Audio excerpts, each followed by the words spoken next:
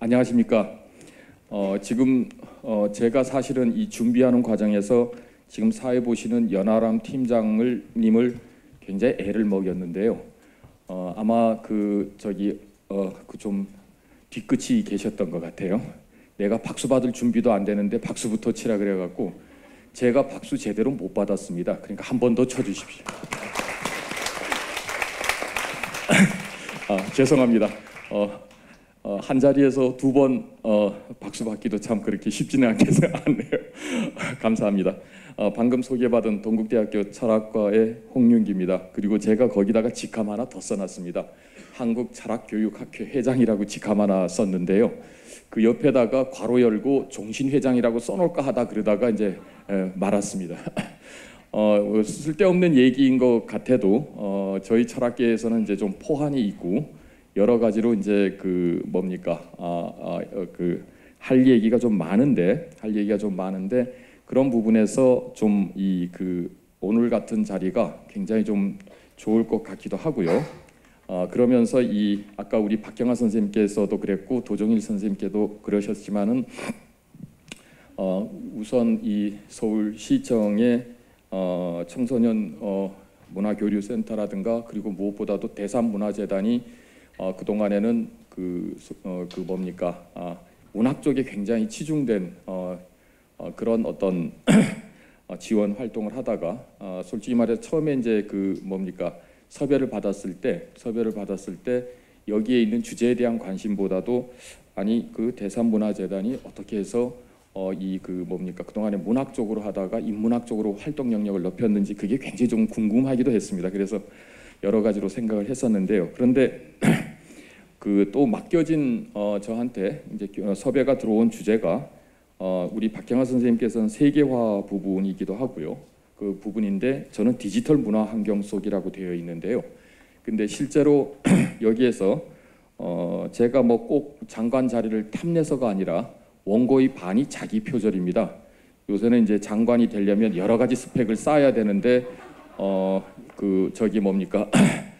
위장 전입해야 되고 그다음에 이런저런 부동산 투기도 해야 되고 그리고 그다음에 특히 교육부 수장이 되려면 표절을 해야 되는데 한두 번 해서는 안 될 것 같고 이제 이랬는데 저는 오늘 상당히 강연 원고치고는 상당할 정도로 이제 반 부분인데 거기에 제가 인용을 해놨습니다. 뭔가 하면은요. 제가 뒷부분 특히 대안 부분을 얘기를 하게 될 때 대안 부분을 얘기를 할 때 35쪽에 각주 16번에 이하 인문적 창의성에 대한 논술은 필자가 2007년 지금부터 딱 7년 전입니다. 그런데 그때 당시 우리 박경하 선생님하고 경제인문사회연구회의 같은 멤버였는데요. 지식정보화 시대의 창의적 능력 및 인력 양성 정책 개발 2007년도 인문정책 연구 정책 보고서 이래서 저로서는 지금 아까 우리 박 선생님께서 말씀하신 대로 단독 저서가 거의 없는 상태에서 낸 거의 유일하다고 할 수 있는 그런 부분이 유일한 것은 아니지만 어쨌든 보고서 형태로 단독 저서를 낸 이런 부분인데요. 거기에서 이제 인문적 창의성이란 무엇인가 하는 부분에 대해서 얘기를 해놓은 부분을 실질적으로 조금 줄이고 약간 변경시켜서 그대로 갖다 놨습니다. 이와 같이 한 이유는 물론 제가 장관 스펙 쌓는데 관심이 있다는 점도 없지 않아 있긴 하겠습니다만은 더 중요한 부분은 지금 저는 여기 지금 각주를 쭉 붙인 걸 보시면 알겠지만 국민의 정부 시절에 그때 당시 내걸었던 굉장히 유명한 구호가 있습니다. 우리 박경하 선생님께서 아까 아주 적절하게 그걸 해놨는데 산업화는 늦었지만 정보화는 먼저 하자 하는 구호를 내걸고 그때 이제 IMF 이후에 우리나라가 먹고 살 먹거리를 얘기할 때 정보화 그리고 그다음 문화산업 이런 쪽으로 정책 방향을 크게 이제 말하자면은 잡았을 때 그때 전후해 갖고 정보화 사회에 대한 연구가 굉장히 많이 이제 프로젝트가 풀렸을 때 그 중에 하나를 저도 좀 했습니다. 그래서 정보화 사회의 철학이라 그래갖고 상당히 긴 논문을 협동 과정으로 좀 얘기하기도 하고요. 그리고 정보화 사회라는 걸 중심으로 해서 인문 콘텐츠라든가 이제 이런 부분으로 해서 얘기를 쭉 해놨는데요. 그때 당시에 그러니까는 그와 같은 작업을 시작한 것이 지금 20년이 다 돼 가는데 제가 이 섭외를 받고 디지털 문화 환경 속이다 그랬을 때 이제 말은 디지털로 바뀌었지만은 인문학이 필요로 하는 이와 같은 부분에 있어서 그때 당시에 제가 제안했던 정책 제안 중에 실현된 것은 지금까지 하나도 없습니다. 그런데 문제는 뭔가 하면 지금 보니까는 현재 상태에서 더 그 실현이 요구된다고 파악이 됐고요. 그리고 이와 같은 부분에 있어서 이제 저를 보는 분들에 따라서는 조금 얘기가 달라질지 모르겠습번은 박근혜 정부가 출범하면서 내건 한 30개 공약이 있는데 그 중에 104번인가가 이제 정신문화 창달, 제가 이 번호는 확실치 않습니다만은 정신문화 창달이 있고 세부 주제 중에 인문정신, 이렇게 해서 인문정신을 창달한다는 이런 부분이 있었습니다.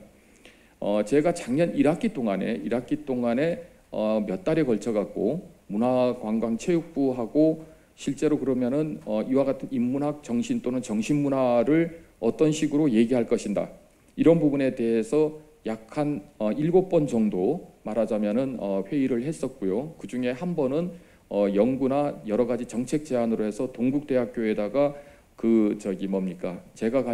제가 지금 앞에다 내걸었던 한국철학교육학회 네트워크를 이용해 갖고 선전도 하고 이래서 실질적으로 말하자면 인문정신을 어떤 식으로 구현할 것인가에 대한 회의까지도 작년 6월 달까지 해서 한 석 달 동안에 6 내지 7번 상당히 큰 회의를 해서 인문교육에 대해서 얘기하려고 했는데, 실제로 보게 되면은 이 점에 있어서도 사실 아까 박경화 선생님이 말씀하신 부분하고 굉장히 겹치는 부분이 있는데요. 인문교육이나 이런 부분에 대해서 현 정부가 출범하면서 굉장히 큰 관심을 보여줬음에도 불구하고 실제로 제가 지금 오늘 발제하려고 하는 부분의 핵심 사항입니다. 저는 기본적으로 인문교육이 제대로 되려고 하면은 공교육에 장착이 돼야 된다. 공교육에 장착이 돼야 된다. 이제 이때 공교육이라 그랬을 때는 제가 볼 때 참 아까 제가 조금 늦게 오긴 했습니다만은 도종일 선생님 기조 강연을 들으면서 거의 전율이 좀 흘렀다고 한 것이 제 개인적으로는요. 실제로 여기서 인문교육이 공교육이라 했을 때 핵심은 뭐냐? 중고등학교 과정에 기본적으로 뭐가 되는가 하면은 인문교육이 활성화돼야 된다 하는 이 부분에 있어 갖고 사실상 도종일 선생님이 짚었던 부분하고 저희 생각하고, 그리고 지금서부터 7년 전에 제가 정책 제안했던 부분 58쪽에서 또 59쪽까지 돼 있습니다. 이 부분하고가 지금 말하자면 정확하게 토시 하나 안 틀리고 전부 다 들어맞는다는 겁니다. 그런데 이제 그때 당시하고 한 가지는 결정적으로 두 가지가 달라져 있습니다. 오늘 주제와 관련돼서 지금 저희 발제의 키워드가 디지털 문화 환경이라는 거 하나, 둘째가 인문교육입니다. 인문교육인데 7년 전과는 달리 인문학 시장은 엄청나게 넓어져 있습니다. 그때 7년 전보다. 지금 여기 우리 아까 박경화 선생님께서 인문학을 탄 교양서적 내지는 자기개발서 그걸 쭉 보니까는 제가 이걸 한번 조사를 해야지 했는데 선생님 덕분에 제가 이걸 조사를 안 해도 됐는데요. 지금 엄청나게 많이 말하자면은 인문학을 표찰로 단 서적들은 지금 시장에 쫙 깔렸다는 겁니다. 무엇보다도 아마 제가 지금 2007년도면은 참여정부 말기고요. 그리고 그 다음에 이제 MB 정부가 시작하기 직전이고요. 그리고 그 다음에 이제 지금 이렇게 해서 세월이 꽤 이제 정권 하나를 안 해놓고 세 번이 정권이 이제 2번 정권이 바뀌었는데요. 그러면서 그 동안에 이제 인문학 시장 쪽에 엄청난 쾌거가 있었죠. 기본적으로 정식 인문학 서적치고 100만 부 넘어가는 부수를 팔은 책은 소설이나 아마 이런 문학 계통을 빼놓고는 없었을 텐데 철학 쪽에서 쾌거가 하나 나왔죠. 참 불행하게도 제가 저자가 아니고 한국 저자가 아니라서 그렇긴 합니다만 다 아실 겁니다. 지금 무슨 얘기 하려고 하는지, 정의란 무엇인가. 이렇게 해서 보니까는 아마 김영출판사에서 그거를 해놓고 나서 굉장히 놀랐을 거라고 생각하고, 아마 제일 놀란 사람은 그 책 지은 샌들 자신이 제일 까무러치게 놀랐을 텐데요. 120만 부가 나갔다 그러니까 아마 여기에 계신 분들 중에 지금 그 책 갖고 있는 분하고 손들으라 그러면 아마 아무도 손은 안 드실 겁니다. 왜? 서점에서 서가로 다들 직행했을 우려가 굉장히 컸을 텐데요. 어쨌든지 간에 그럴 정도로 인문학 시장은 굉장히 넓어졌습니다. 굉장히 넓어졌는데 문제는 여전히 뭐가 되느냐? 인문교육 문제가 있고요. 제가 그 작년에 문체부하고 인문교육 강화를 공교육 개혁서부터 시작을 해야 된다고 하는 컨셉을 받아줄 수 있느냐 없느냐 했을 때 실질적으로 문체부의 그 민족문화과 쪽에서는 그거 괜찮은 생각이다 해서 받아줬습니다. 받아줬는데 나중에 결국 이것 때문에 제가 거기 그 정책회의에서 내려왔습니다. 뭐냐? 선생님처럼 발제를 하다가는 문광부 일 못합니다 해갖고 제 발제문을 보고 그쪽 국장급 쪽에서 그 뭡니까? 이걸 돌려서 이쪽 발제문을 수정하지 않으면 당신을 발제자로 내세울 수가 없다. 이래서 제가 포기를 했습니다. 나 안 가겠다. 그러니까 그만두십시오 하고 통보가 오더라고요. 실질적으로 이제 뭐가 되는가 하면 교육부하고 싸움하기 싫다는 거죠. 교육부 쪽에서. 그래서 실질적으로 거기에서 제가 지금 결론부터 얘기를 하고 있는 건데요. 한국에서 58쪽을 좀 봐주시면요. 오늘 부분에서 공교육에서 통합인문교과금 재편성을 통해서 인문적 창의성을 구현하는 창의적 행위의 모델을 확실하게 학교에서부터 실시하라.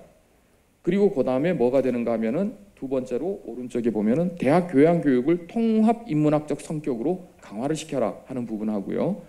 그 다음에 이제 그 4번에 공교육 내에서 단일 시험에 의한 획일적 성적 평가를 지향하고 창의적 활동을 고모할 수 있는 다양한 평가 방식을 개발해라 하는 이 부분입니다. 하나도 실시되지 않았습니다. 7년 동안.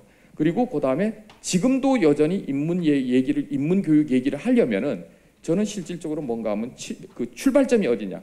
학교에서 인문교육 안 하고 시청이나 문체부에서 나서 갖고 인문교육 하겠다고 하는 거 이거 진짜 말도 안 되는 얘기입니다. 말도 안 되는 얘기라는. 그런데 재미있는 건 제가 지난주 금요일 날 의정부 여고에서 인문학 강좌를 하러 갔는데요. 재미있는 것은 뭐가 되는가 하면 의정부 여고로 간 이유는 제가 고등학교 때부터 지금까지 여고생과 미팅을 해본 적이 한 번도 없습니다.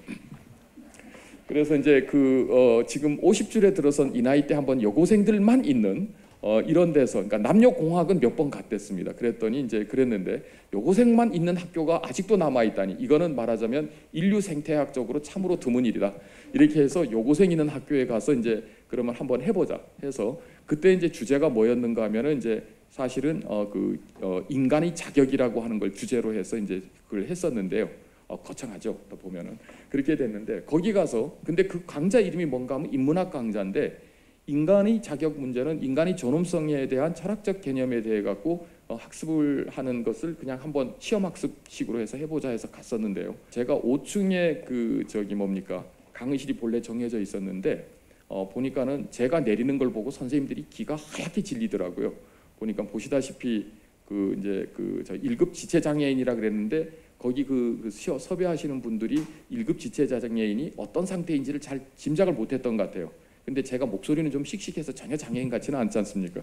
이제 그런 상태인데 차에서 내리는 걸 보고 얼굴이 하얗게 질려서 장소를 1층으로 허겁 찍어 올렸는데 거기가 그 미술실이었는데 100명이 들어가는 자리예요. 100명이 들어가는 자리인데 실제로 뭐가 되는가 하면은 학생들 갖다 놓고 학생들을 100명을 집어넣어 놓고 급히 하다 보니까 어떻게 그날 따라서 그게 안 들어왔어요. 에어컨이 들어오지 않았습니다. 그랬는데 2시간 동안에 어쨌든지 간에 학생들이 한 명도 이탈하지 않고 끝까지 집중을 해줘갖고 제가 야 진짜 여고생과 만나면 즐거웠다 하는 추억을 가졌는데요. 거기서 굉장히 놀랐던 게 제가 그랬는 게 여러분들은 지금 인문교육이 실시되고 있는데 아십니까? 그랬더니 아무도 모른다 그러더라고요. 그래서 국어 시간 여기 안 들어가는 분 했더니 다 들어간대요. 인문교육 아닌가요? 그랬더니 국어교육하고 인문교육하고 잘 그걸 안 해요. 그리고 그 다음에 뭐가 되는가 하면 역사교육 혹시 안 받으시는 분 그랬더니 아니더라고요. 다 사회과 교육이지 그게 왜 인문교육이냐 그러더라고요. 도덕은 또 뭐냐? 도덕은 보니까는 사회과 교육이에요. 그런 식으로 돼 있습니다. 기본적으로 뭐가 되느냐? 고등학교, 중고등학교 교육 안에 국어 그리고 역사, 도덕 그리고 이런 것들 인문과 관련된 과목들이 다 있어요. 근데 아무도 그것을 갖고서는 인문교육을 받았다고 생각을 하지 않는 거죠. 이제 거기서 제가 이제 낚는 데 성공을 한 겁니다. 거기서 낚는 데 성공. 그러니까는 결과적으로 뭐냐? 인문학 과목들이 인문 관련 교과 과목들이 다 있음에도 불구하고 공교육에서는 전혀 인문교육 없는데 지금 바깥에서는 지금 인문교육을 하겠다고 난리가 나 있다는 겁니다. 이건 지금 문제가 분명히 있다는 거죠. 지금 사실은 인문교육을 갖고 하겠다고 할 단계가 아니라 실질적으로는 인문교육의 질적인 어떤 재고 방안을 놓고 지금 논의를 해야 되는데 시장 바닥이나 이런 데서는 인문교육이 쫙 갖다 펄려 있고 막 그걸 하는데 정작 인문 교육을 해야 할 공교육에서는 인문과 관련된 교과목을 하면서도 아무도 학생들이 자기가 인문 교육을 받았다고 생각을 하지 않는 거예요. 기본적으로. 그래서 이제 제가 거기서 농담 삼아, 그리고 여기서도 뒤에다고 얘기해놨습니다만은 실제로 지금 저희 박경하 선생님께서 사학과 교수분이라서 그렇긴 하시긴 합니다만, 저는 사학과를 갖다가 지금 동국대에서는 사회과학대로 쫓아버리려고 열심히 운동을 해서 맨날 사학과 선생님들하고 싸우는데요. 그래서 저보고 그래요. 왜 그렇게 말하자면 당신이 그렇게 참소를 하느냐? 어떻게 해서 역사학과를 사회과학대다 하느냐? 당신 고등학교 교과 과정 가봐라. 역사 과목이 어디 교과에 있냐? 그러면 딱 보면은 딱 생각나는 게 있죠. 사회교과입니다. 암기 과목이죠. 할 말 없죠. 할 말 없으니까는 이제 그렇긴 하는데, 어쨌든 이게 지금 현재 한국 인문교육의 공교육에서의 시점이라는 겁니다. 이런 부분이 있어서 기본적으로 뭐가 되느냐? 결론을 이미 얘기했으니까 저는 이제 더 얘기하지 않고 내려가도 되기는 할 건데요. 실제로 문제는 뭐가 되는가 하면, 같은 인문학이라고 하더라도 지금 문제가 뭐가 되는가 하면은 교과 교육 중에, 그런데 국어하고 역사는 공교육 안에 있는데 철학이 전혀 없습니다. 저는 물론 교양에서 선택은 할 수가 있어요. 선택은 할 수가 있는데, 그때 제가 의정부 요구에서 인간의 자격을 갖고 세월호와 연결을 시켜서 인간의 존엄성 문제를 쭉 얘기를 했더니 결과적으로 그런 얘기는 처음 들어본 얘기다 이렇게 된 겁니다. 전혀 새로울 게 없니. 제가 무슨 독창적인 위대한 철학자라고. 제가 위대한 철학자가 될 일은 한 가지는 있습니다. 굉장히 엉터리 논문을 하나 쓴 게 있거든요. 뭐가 되는가 하면 도덕과 윤리학을 왜 철학에서 해야 되느냐라는 논문을 써갖고 말하자면 철학계의 빈축을 산 적은 있습니다. 이유는 뭐냐 하면 도덕은 절대 사회과 과목으로 갈 수 없는 철학 과목이라는 얘기를 하기 위해서였는데, 그걸 믿지 못하겠다고 교육과정 평가원에서 철학계 인증을 받아오래요. 그래서 그렇게 역사의 길이 남을 논문을 제가 한 편 쓴 적이 있습니다. 그게 이제 말하자면 2006년도 일이에요. 아마 여러분들이 저희 할 일 없어갖고 홍윤기 치고 나서 혹시 뭐 이런 도덕 윤리 이렇게 치고 나면은 그렇게 엉터리 논문이 하나 떠서 세계의 어떤 철학 교수도 쓰지 않는 논문을 쓴 그 탁월한 논문이 거기에 떠오릅니다. 왜 윤리나 도덕을 철학에서 해야 되느냐는, 왜 사회과에서 해야 되지 않느냐. 문제는 뭐가 되는가 하면 도덕과 윤리가 왜 철학입니까? 사회 과목이지 하는 선생님들이 100명이나 교육과정 개정안을 보고 달겨들었다는데 문제가 있다는 겁니다. 이게 지금 현재 인문교육에 대한 우리나라 대학의 참으로 한심한 인식 수준입니다. 실질적으로. 이런 부분이 아직 처리가 되지 않았는데요. 그런 점에서 기본적으로 인문교육을 갖다가 이렇게 시청이나 아니면은 일반 시장에서 발걷어 붙이고 나서는 거, 제가 실질적으로 이걸 쭉 이제 우리 연아람 팀장님 그 섭외를 받고 나서 쭉 서베이를 하다가 시간을 굉장히 많이 보냈는데요. 대표적으로 이렇게 돼 있습니다. 지금 여기에서 25쪽서부터 29쪽까지 보면은 하여튼 뭐가 되느냐. 지금 기업 경영하기 어려운데 인문교육으로 단 한 방에 해결해 주겠다. 이렇게 하는 바로 휴넷이라고 하는 회사에 말하자면은 솔루션 광고입니다. 제가 이거를 갖다 원고 보내고 난 다음에 이거 내가 혹시 별 것도 아닌 기업을 갖고 내가 물고 떨어지지 않았는가 이랬는데, 우연찮게 보니까 엊그저께 한겨레 신문에 이 휴넷 광고가 말하자면 전면 반을 차지하고 났더라고요. 실질적으로 보니까 한마디로 뭐냐, 인문학 교육하면은 시장에서 기업 경영에서 모든 게 다 풀린다 이겁니다. 자, 이런 교육을 안 하고 있는 대학은 진짜 이렇게 그 시장에서, 근데 쭉 보니까는 한국에 있는 인문학 교수 중에 저 빼놓고는 다 모아놨어요. 박경하 선생님도 들어가 계시는 것 같은데.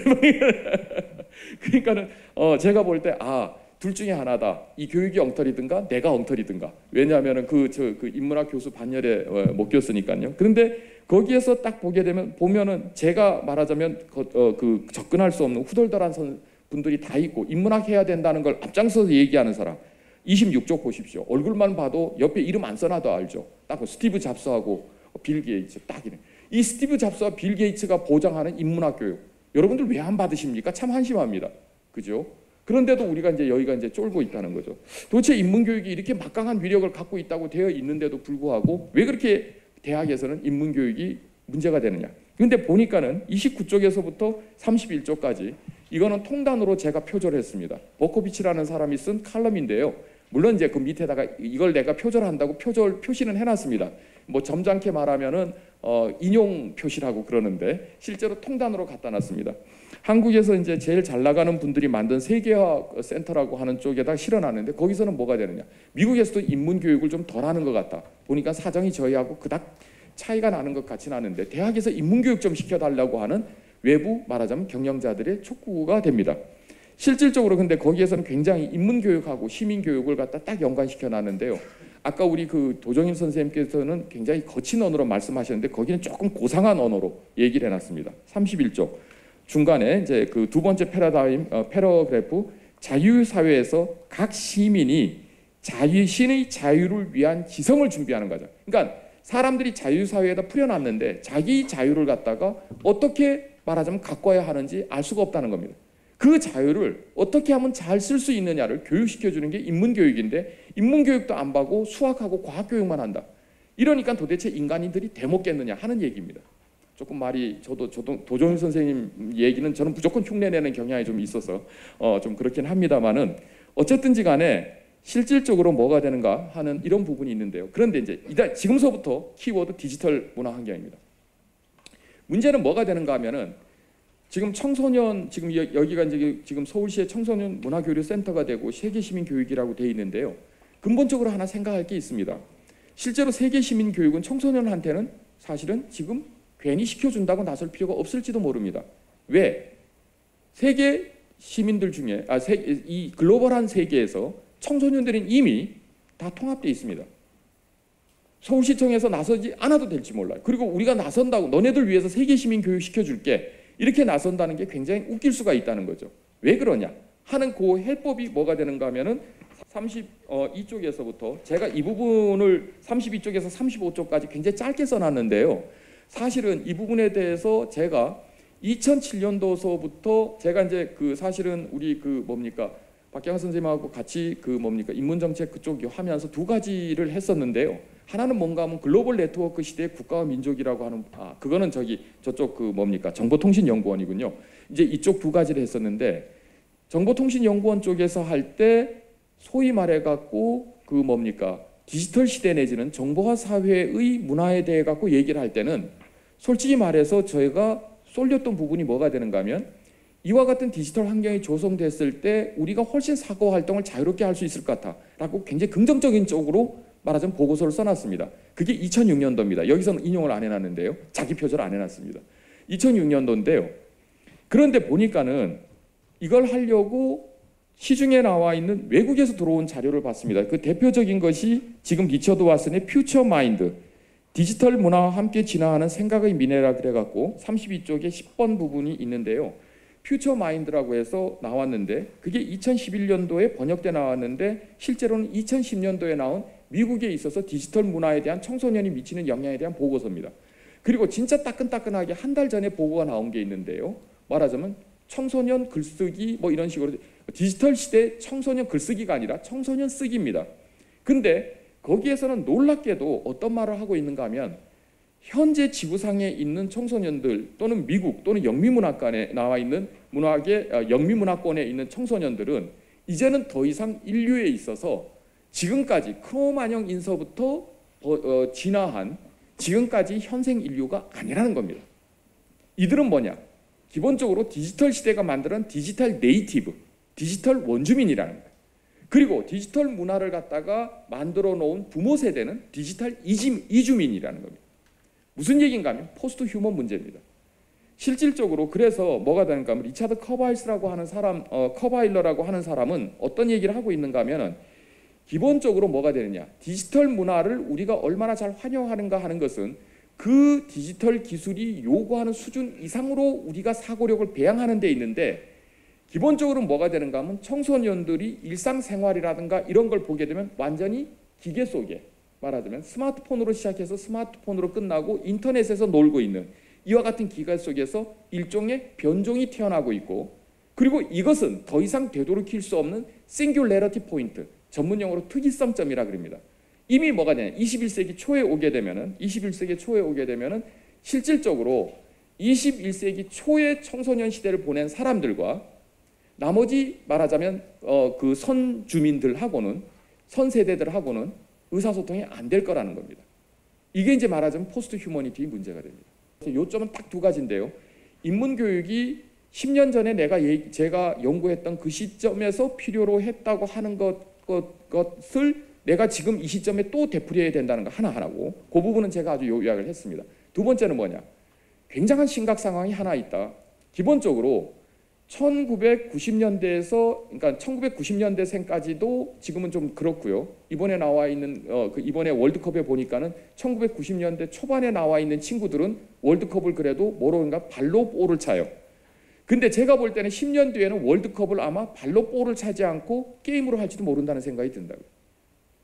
기본적으로 뭐가 되는가 하면 인간이 가지고 있는 모든 욕구를 실질적으로 뭐가 되는가 하면 가상 공간이 아니라 기본적으로 뭐가 되는가 하면 지금 오늘 예의상 제가 지금 껐습니다만은 지금 아까도 딱 발표하면서 발제하는 거에서 뒤를 딱 돌아보니까 한 상당수 분들은 여전히 들으면서 그런데 멀티태스킹을 하고 계시는데요.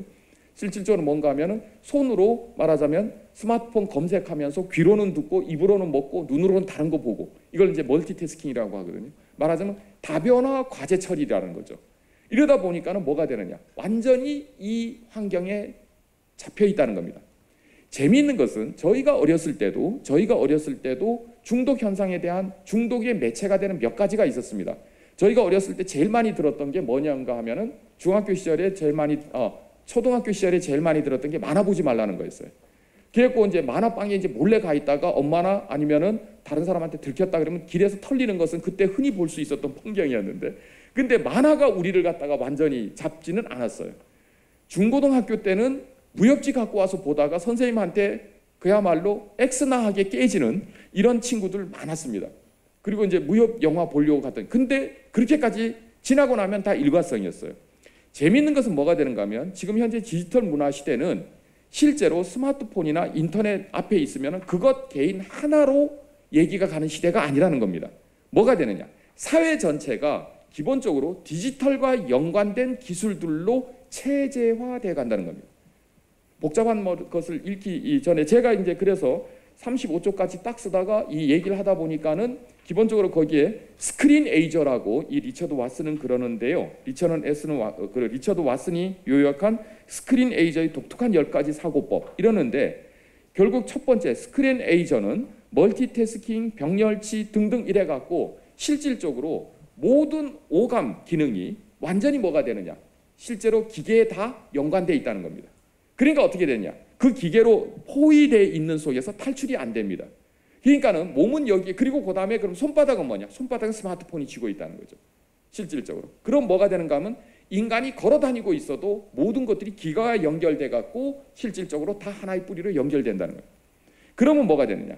이미 그와 같은 세대들은 유튜브를 통해서 전 세계적으로 말하자면 소통이 됐다는 겁니다. 실질적으로 저기에 지금 세계 시민 이렇게 되어 있는데 뭐가 되는가 하면 스마트폰이나 유튜브로 이미 지금 현재의 10대는 세계 시민화, 글로벌 시민이 돼 있을지도 모른다는 겁니다. 그럼 결과적으로 왜 이걸 이제 보통 우리는 어떻게 받아들이는가 하면 스마트폰 중독 현상으로 받아들이는데요.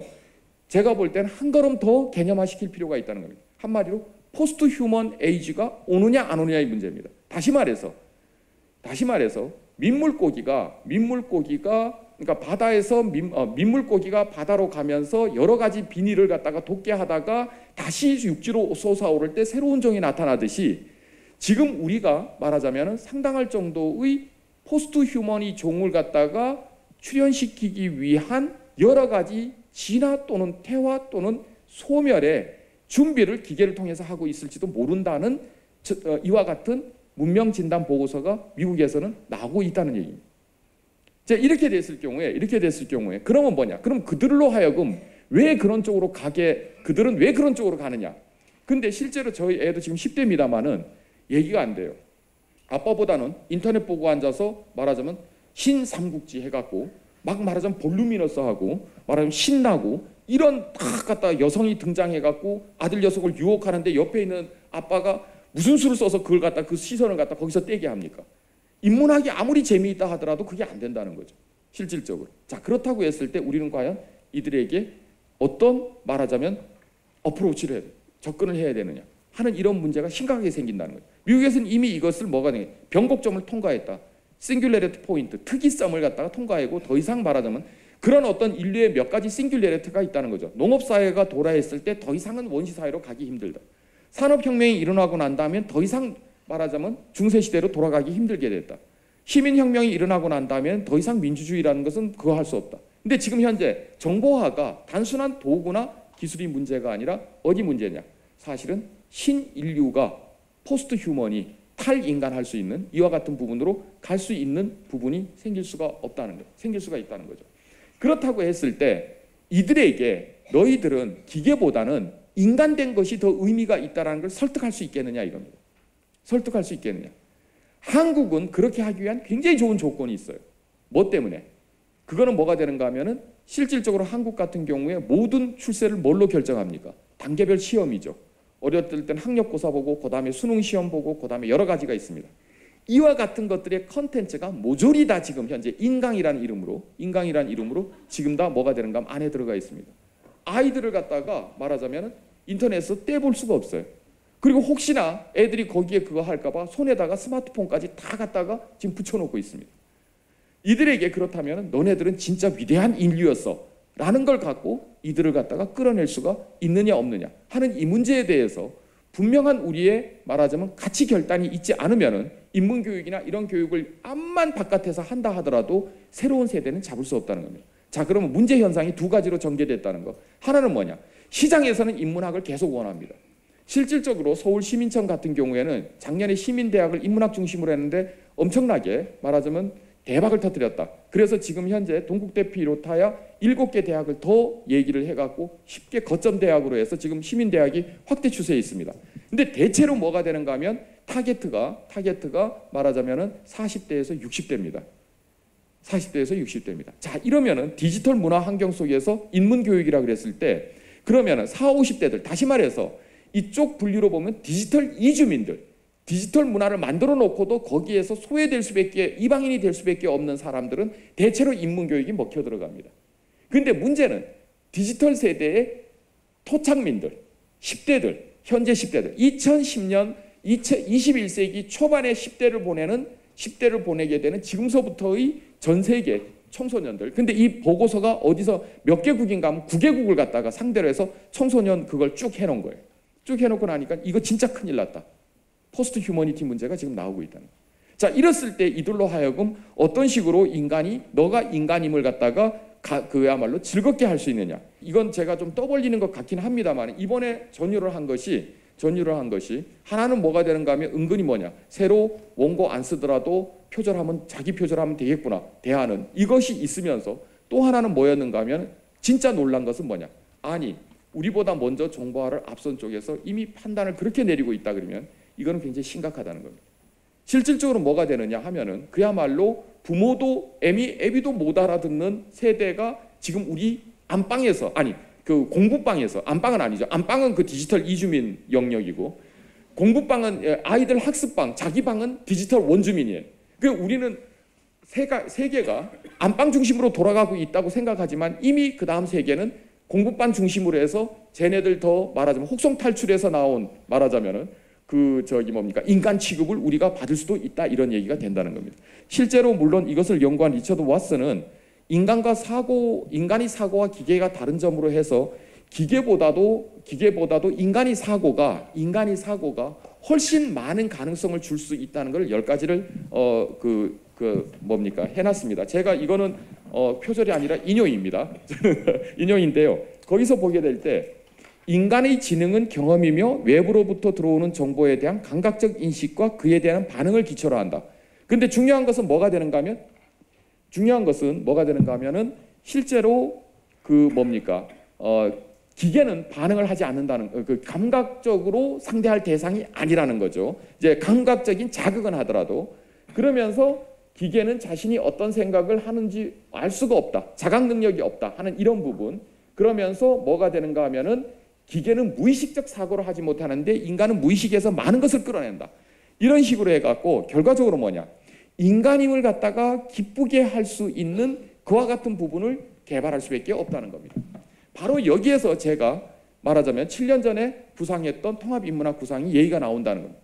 기본적으로 뭐가 되느냐. 기본적으로 소설 한 권 같은 경우는 처음에는 영상이 안 되지만은 너가 보는 스크린이 머릿속에 있다는 것을 갖다 집중적으로 훈련을 시켜줬을 때 느끼는 기쁨은 실제로 스크린 중독이 돼갖고 어느 순간에 말하자면 탈진이 됐다든가 게임 중독이 돼서 젖먹이에게 젖을 잊어버리고 먹이는 걸 잊어버릴 정도의 중독성 재미와는 다를 수 있다는 그와 같은 교육을 갖다가 집중적으로 시킬 수밖에 없습니다. 그건 학교에서 시작해야 됩니다. 그게 아니면은 기본적으로 PC방이라든가 학원이라든가 이런 데 영리 목적으로 하는 데다가 이 모든 것을 갖다가 내버려 둔다. 그랬을 경우에는 제가 볼 때는 굉장히 큰 문제가 있습니다. 그리고 우리 국가도 가령 게임 진흥 방안이라든가 이런 부분에 대해서는 생각을 좀 해볼 필요가 있습니다. 여러 가지로. 이런 부분에 대해서 그렇게 할 때 우리가 대처하는 방안은 뭐냐? 인문학을 갖다가 지금까지 시험 과목 위주로 다 암기 과목으로 만들어놓은 교육체계 근본적으로 뜯어 고치면서 물론 이와 같이 말하자면 유력한 재단이나 시청 같은 데서 큰일 났다. 인문학 교육을 하자 하는 식으로 해서 이주민이라도 모아갖고 인문학 교육을 해야 되지만 인문 교육을 해야 되는데 그런데 지금 현재 한편으로는 인문 교육이 굉장히 고급화되어 가고 있다는 거 제가 이제 광고로 보여드렸습니다만은 이런 부분에 대해서 저희가 말하자면 학교서부터 뭔가 틀어잡고 나가지 않으면은 굉장히 큰 문제가 생길 수가 있다. 그러면은 뭐가 되느냐? 21세기는 인간이 세기고 그리고 그 다음에 아마 2030년까지는 월드컵을 갖다가 할 때 월드컵 축구는 인간이 발로 차지만 그 이후에는 누구도 발로 공을 차는 월드컵이 안 열릴 수도 있다. 어느 면에서 이와 같은 디스토피아적인 메시지하고 그리고 그 다음에 거기에 대해서 대응할 수 있는 방안은 너가 인간임으로 인해 갖고 더 많은 가능성을 갖다가 가질 수 있다는 걸 깨우쳐 줄 수 있는 교육을 집중적으로 시킬 수밖에 없는데 그 교육은 먼저 학교의 선생님들부터 받아야 된다는 거예요. 그러면서 뭐가 되느냐? 지금 현재 이와 같은 교육을 하려고 하면은 뭐가 되느냐 하면은 제가 볼 때는 교사 수 지금보다 2배는 늘려야 된다는 거예요. 그 중에는 반드시 뭐가 되느냐? 말하자면 인문학적인 교양을 받은 특히 철학 그리고 그 다음에 문학 그리고 그 다음에 역사 이런 것들이 분명히 돼 있어야 되고요. 한 가지 분명한 것은 경기도 교육청에서 혁신학교 정책이 굉장히 성공적으로 관철이 되면서 첫째로서는 학교 혁신하고 그 다음이 교사 혁신이었는데 세 번째가 교과 혁신으로 와서 교과 혁신의 전략 과목을 뭘로 잡았는가 하면 철학과 음악으로 잡았습니다. 그래서 철학 교과서를 만들었는데요. 중학교 철학 교과서를 만들었습니다. 경기도에서 20만 부가 보급됐습니다. 근데 이제 문제는 뭐냐? 학교에서 안 가르쳐요. 왜? 선생님들이 그 철학 교과서를 보고 선생님들이 저한테 굉장히 화를 냈습니다. 이거 어떻게 가르치려고 그러냐? 왜? 거기선 과제가 뭐냐면 학생들과 놀고 보고하시오. 그 다음에 학생들이 춤을 추게 하시오. 뭐 이런 거거든. 그럼 당신네들 되게 웃긴다. 근데 실질적으로 뭐가 되냐? 통합인문학을 염두에 두고 교과서를 만든 거예요. 그리고 그 다음에 고등학교 철학은 선택 과목이 있는데요. 그것도 실질적으로 통합인문학적 또는 통합교과가 되도록 만들어놨습니다. 근데 선생님들이 못 가르쳐요. 그래 놓고 나니 그게 지금 큰 문제입니다. 그런데 그럼 어떻게 해서 20만 권이나 보급을 했느냐? 누가 선택을 했느냐? 놀랍게도 뭐가 혁신학교는 당연히 선택을 하는데 교장, 교감 선생님들이 선택. 왜? 야 이거 보니까는 학생 지도가 놀면서 되겠다. 이렇게 되는 거죠. 왜? 주제가 뭐냐? 우리도 어른처럼 사람 좀 하면 안 됩니까? 이런 걸 얘기를 하게 하고요. 왕따는 왜 안 되는가? 지금 왕따 지금 문제가 돼갖고 돼 있죠. 학교는 왜 가야 되나? 뭐 이런 것 갖고 그것이 주제입니다. 그러니까 기본적으로 뭡니까? 선생님들이 다 뭐가 됩니까?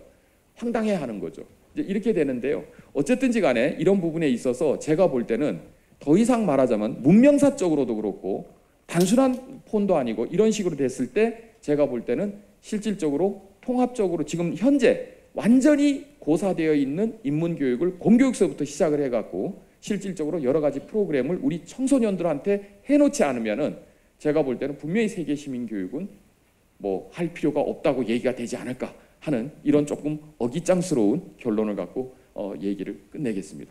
제가 문 선생님 경고 받기 전에 끝내려고 했는데 감사합니다. 네, 선생님 말씀 잘 들었습니다. 여기에 대해서 두 분 선생님의 말씀을 듣도록 하겠습니다. 우선은 이진호 선생님, 경희대 후마니타스 칼리지 중외교과 거의 담당하시고 계시는 이진호 선생님 말씀을 듣도록 하겠습니다. 네, 박수로 맞이할까요? 네. 예, 여러분 반갑습니다. 예, 제가 홍윤기 교수님 발제문을 지난주에 이제 받았는데요. 발제문 받기 전에는 한 10톤 정도의 트럭이 싣고 가면 되겠다 하고 생각했는데 한 30톤 정도의 무게가 나가는 그런 글이 와가지고 굉장히 이거 제가 처리하는데 이제 능력도 부족하겠지만 고생을 좀 했습니다. 예. 이 발제문 안에 여러분 시간 있으면 읽어보시면 아시겠지만 굉장히 이 현실적인 그런 시대 진단과 그리고 이제 선생님이 또 인문학을 이 현장에서 제도화하는 데 가장 앞장서서 활동하고 계시기 때문에 실질적으로 이제 생활에 반영될 수 있는 또 정책에 반영될 수 있는 그런 제안들을 구체적으로 해주시고 그것을 위해서 또 굉장히 쉽지 않은 시대 진단이 복잡하다 보니까 시대와 인간에 대한 진단이 복잡하다 보니까 그것들을 이 복잡한 현상들을 상세하게 논증하셔가지고 뭐 제목과 달리 굉장히 무게가 나가는 그런 글이었습니다. 그래서 제가 사실은 어젯밤 월드컵 축구를 봐야 되는데 이 발제문을 어제 새벽 5시까지 썼습니다. 예, 저희 애들은 월드컵을 보면서 울었고 저는 발제문을 쓰면서 힘들어했습니다. 예, 그러면은 제가 어쨌든 이제 홍윤기 선생님의 글을 좀 우직하게 논평하는 방식으로 제가 글을 작성했고 또 이제 맨 뒤에 간단히 몇 가지 질문을 했으니까 빨리 이 요약된 논평문을 읽고 뒤에 질문을 중심으로 논의를 전개했으면 좋겠습니다. 그러면 천천히 제가 읽어가겠습니다. 철학과 인문학의 가치를 삶의 현장에서 제도적으로 구현하는 일에 헌신해 오신 홍윤기 교수님은 발제문 디지털 문화 환경 속 인문교육의 도전과 방향에서 디지털인이나 스크린 에이지라는 표현이 함축하는 인간 존재의 급속한 변화와 불확실성이라는 시대적 위기를 극복할 방안으로 역사, 철학, 문학의 통섭을 통한 통합 인문학 모델을 제시한다. 그런데 뭐든 새로 시작하는 것은 어렵다. 그 일이 시대적 흐름 전체를 비판적으로 검토하며 그 거대한 흐름을 자신이 원하는 방향으로 이끌고자 할 때는 더욱 그렇다. 기성의 언어를 넘어 탄생한 새로운 현상을 담아낼 적합한 표현을 찾는 것이 우선 어렵고 복잡하고 거대한 전체 현상을 설득력 있게 대변할 개요를 제시하는 것도 어렵다. 이런 두 가지 논점에도 불구하고 문제 해결을 위한 제안에 독자들의 공감을 끌어내는 일은 더욱 어려울 것이다. 본 논평자는 필자가 발제문에서 제시한 시대 진단과 문제 해결의 방향 및 이를 실현할 구체적 제안에 대해 전적으로 공감한다. 따라서 논평자는 필자가 파악한 문제들을 좀 더 명확히 드러내고 제안의 실현 가능성을 높이는 데 조금이나마 보탬이 될 것이라고 믿고 다음과 같이 내용을 요약하고 몇 가지 관련된 질문들을 제시해보고자 한다. 먼저 필자는 세계적인 기업인들과 국내 유수 경영인들 사이에서 일고 있는 인문학에 대한 높은 관심과 이들을 위해 마련된 인문학 교육 사업을 소개한다. 이들이 상상력과 창의력을 갖추고 종합적으로 사고할 수 있는 능력의 필요성을 절감했고 이런 수요를 충족시킬 새로운 인문교육 사업이 시도되고 있다는 것이다. 대학 구성원들도 확신하지 못하는 인문학의 필요성을 현실 감각이 뛰어난 기업인들이 인정하고 있으니 인문학은 결코 이 시대에 버림받은 학문이 아니라 어떤 이유에서건 존재 가치가 충분한 학문으로 볼 수 있을 것이다. 그런데 필자에 따르면 오늘날 기업의 필요에 의해 제공되는 인문학 교육은 기업 간 경쟁에서 살아남을 수 있는 인간 경영의 무궁무진한 솔루션을 제공할 일종의 인간성 공학이다. 이러한 경향에 대해 필자는 비판적 뉘앙스를 풍기지만 결정적 판단은 유보한다. 다음으로 필자는 스탠퍼드 대학 후보연구소 보코비츠의 인문교육의 역할에 대한 입장을 소개한다. 보코비츠에 따르면 인문교육은 세계화 첨단 기술로 대변되는 오늘날 시민 자신의 자유를 위한 지성을 배양하는 것을 목표로 한다. 이때 인문학은 혼란에 빠진 교수진과 일관성 없는 대학 교과 과정 때문에 생긴 오해처럼 학생들이 배우고 싶은 주제를 마음대로 선택해서 들으면 되는 기초 교육 과정이 아니다. 오히려 인문학은 학생들이 자유를 발휘할 수 있는 지성을 지닌 시민으로 완성되는데 반드시 필요한 교육이다. 이런 의미에서 인문교육은 선택 가능한 기초교육이 아니라 필수적인 완성교육인 것이다. 따라서 교육을 제대로 하려면 인문교육으로 완성해야 하며 과학교육도 중요한 역할을 한다. 동시에 인문교육은 과학의 한계에 초점을 맞춰 개인의 가치와 존엄성을 과학으로 따질 수 없다는 사실은 물론이거니와 과학과 수학의 가치를 과학적, 수학적으로만 설명할 수 없음을 알린다. 이런 점에서도 인문교육은 과학을 포함해서 인간이 배우는 모든 학문을 완성시키기 위해 반드시 배워야 하는 교육이라 할 수 있을 것이다. 필자는 이상과 같이 요약할 수 있는 버커비치의 인문학론을 상당히 우회적으로 소개하고 있지만 그의 입장을 이 시대의 인문학의 역할을 온전히 대변하는 것으로 받아들이지는 않는다. 그러면서 필자는 다음과 같이 말한다. 자, 이렇게 되면 인문교육은 도대체 어떤 것을 위한 것인가? 경쟁사회에서 직업적 성공을 보장하는 인간공학으로서 추구돼야 할까? 아니면 자유사회의 민주시민이 누릴 자유가 사용되기 위한 지성의 배양을 기하기 위한 것인가? 필자에 따르면 디지털 문화 속에서 성장한 디지털인 혹은 스크린 에이지로 명명될 수 있는 21세기 이후 교육 대상들은 이전 세대들처럼 직업적 성공에 매달리지 않는다. 이들은 자유사회가 보장하는 자유보다도 더 큰 자유를 사이버 세상에서 이미 누리고 있다고 믿는다. 따라서 이들에게 직업적 성공을 목표로 인문교육을 하거나 자유로운 지성을 배양하기 위해 인문교육이 필요하다고 말하는 것은 설득력이 부족하다. 기존의 인간 종의 존립 방식 자체에 강력한 도전을 불러일으키는 디지털 문화 환경 속에서 자란 새로운 세대들을 교육하기 위해서 인문학은 시대적 과제에 적합한 새로운 역할에 초점을 맞추어 변형되어야 한다. 도처에서 그리고 항상 모든 인간들이 디지털 기기를 분신처럼 달고 사는 시대에 기계의 시간을 뺏긴 아이들은 인간으로서 활동하고 인간으로서 생활하고 무엇보다도 인간으로서 생각하는 시간을 모두 잠식당한다. 즉 기계가 인간의 일부를 대체하면서 인간이 되는 와중에 인간 전체가 기계화되면서 기계에 대한 인간의 우위가 상실된다. 이러면서 인간 자신은 인간으로서 생존과 자유가 주는 창의적 기쁨을 박탈당하는 줄도 모르고 박탈당하는 것이다. 필자에 따르면 인문학이 이러한 시대적 문제를 해결할 수 있다. 왜냐하면 바로 이러한 디지털 도전에 맞서 인문교육이 인간성의 장점을 부각하고 탈인간적 변종을 저지하면서 진정한 의미에서 인간적 자유와 창의성을 실현할 수 있기 때문이다. 세계와 인간에 대한 전통적 규정이 해체되는 이런 시대적 과제에 알맞는 인문학의 역할은 답이 무엇인지 거의 모르는 불확실한 상황이 지속적으로 조성되는 가운데 차라리 그것을 항상적인 도전으로 받아들이고 평생 동안 자기 주도적으로 그리고 역동적이고도 효과적으로 가능한 모든 대안을 안출하고 검토할 수 있는 자기 재생산적 창의성을 길러주는 것이다. 이러한 창의성은 소수 천재들이 아니라 대다수 사람들이 발휘할 수 있는 것이다.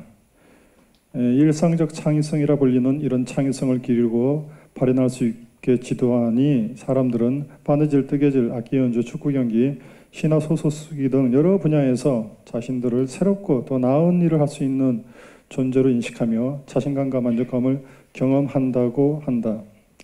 필자에 따르면 기독교적 세계관과 인간관이 쇠락한 후 인간의 자기 이해의 탐구와 자기 창조의 기획으로서 새롭게 등장한 인문학이 지식정보화 시대가 초래한 불확실성에 맞서 다차원적이고 다양한 대안을 모색하는 자기 재생산적 창의성을 지닌 인간을 길러내는 역할을 수행할 수 있다.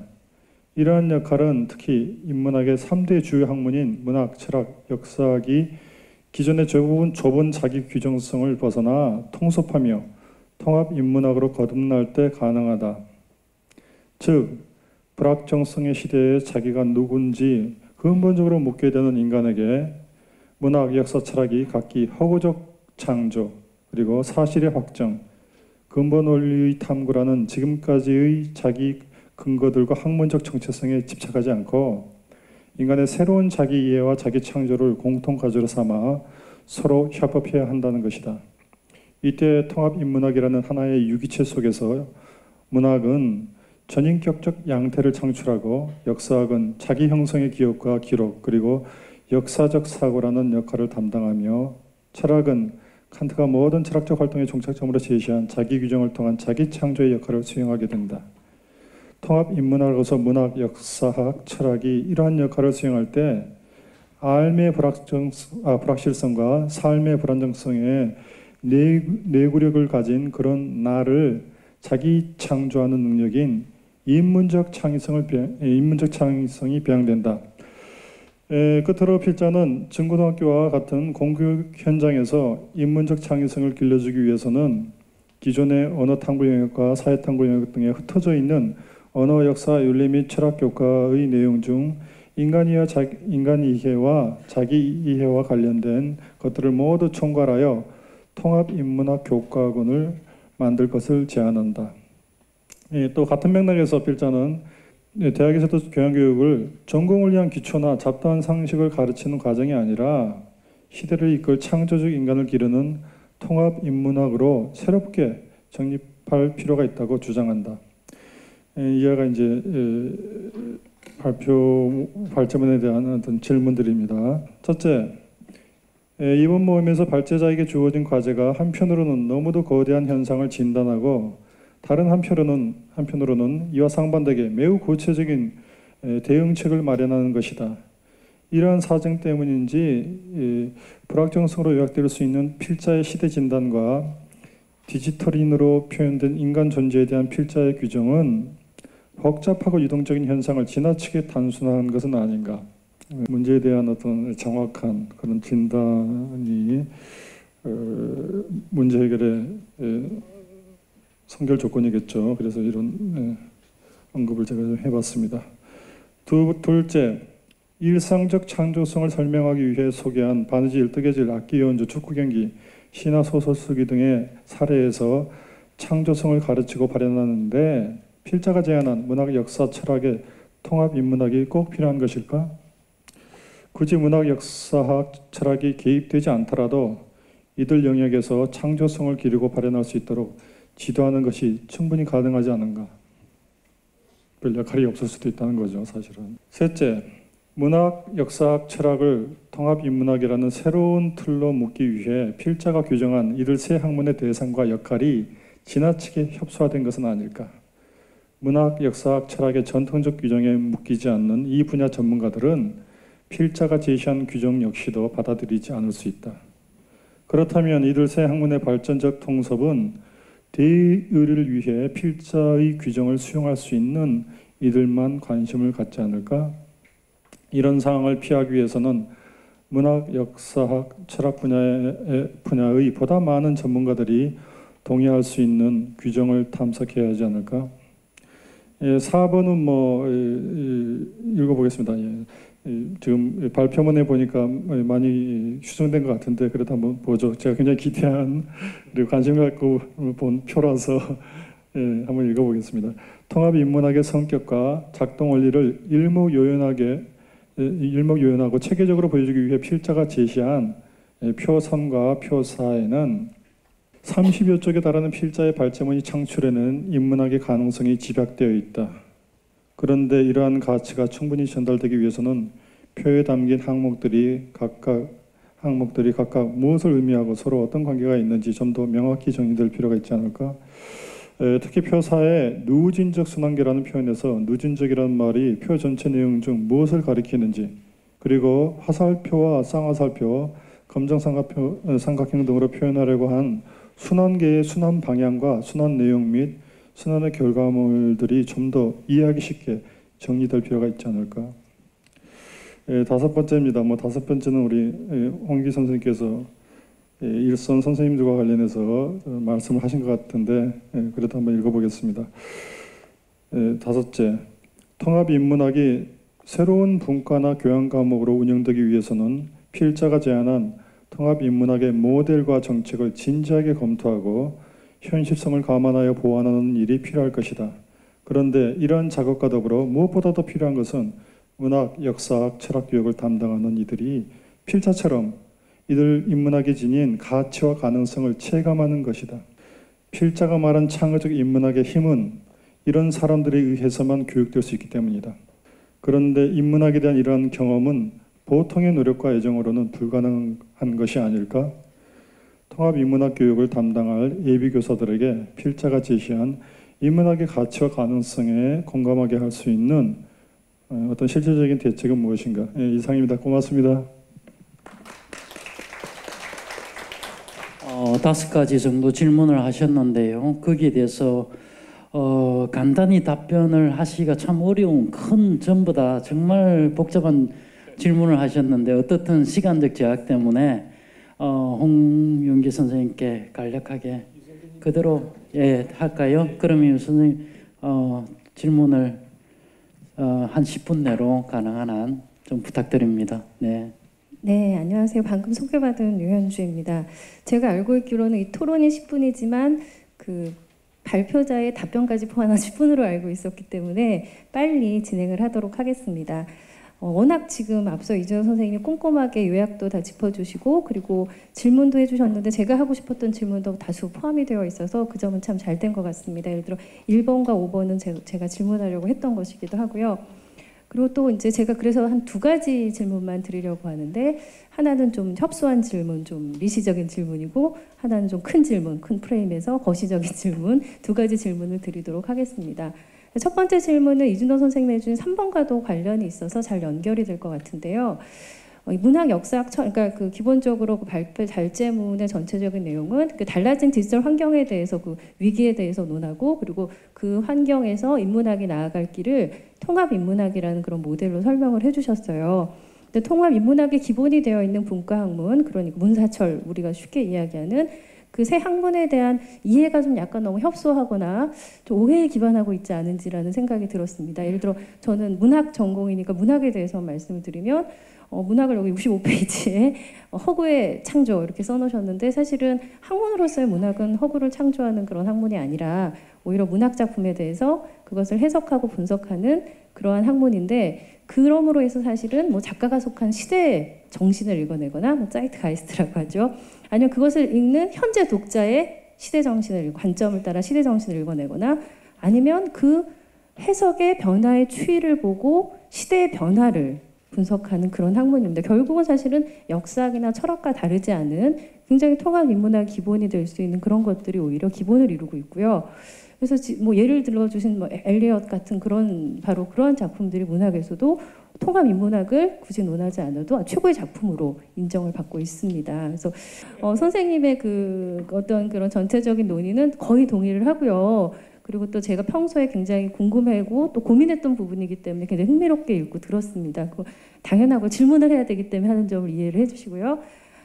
그리고 또 그 예를 들어주는 김현 선생님의 인용 부분은 사실은 문학과 역사의 차이점을 이야기하고 있는 것 같지만 자세히 읽어보면 그 접점을 이야기하고 있는 걸 쉽게 알 수가 있습니다. 그러니까 오히려 문학과 역사의 교집합을 의미를 하고 있고요. 그러니까 문학과와 역사관 서로 역의 방향에서 작업하지만 사실 그 지향점은 같다라는 점을 이야기하고 있는 그런 텍스트입니다. 그러니까 반대의 방향에서 작업하지만 결국 목표는 같고, 그러니까 보편에서 특수로 가냐, 특수에서 보편으로 가냐의 차이지 시대를 읽어내고, 그러니까 문학 작품 결국 시대의 반영일 수밖에 없는데 그것을 읽어내는 하나의 방법이라는 거죠. 그러니까 첫 번째 질문이었고요. 2번째 질문은 사실은 전반적인 논의의 기조에 대한 질문인데 사실은 처음에 이거에 대한 발표를 수락했을 때는 디지털 문화 환경 속 인문교육이라고 해서 디지털과 관련된 부분이 많이 있을 거라고 생각을 했습니다. 근데 사실은 디지털이라는 매체 환경의 변화를 굉장히 위기로만 파악하고 있는 점이 저는 계속해서 마음에 걸렸는데요. 그러니까 너무 인문학이 수세적인 것이 아닌가. 너무 그 외부 변화에 대해서 너무 방어적으로만 대처하고 있는 것이 아닌가라는 생각이 들었습니다. 그러니까 달라진 매체 환경, 즉 디지털 세계로서의 진입이 꼭 반드시 인문학의 위기로만 고찰되어야 하는가. 그 디지털 환경으로 달라진 어떤 변화된 그런 무언가에 대한 성찰 그리고 그거에 대한 탐색조차도 인문학의 한 분야로 적극적으로 포섭이 돼야 되지 않겠는가라고 생각이 들고요.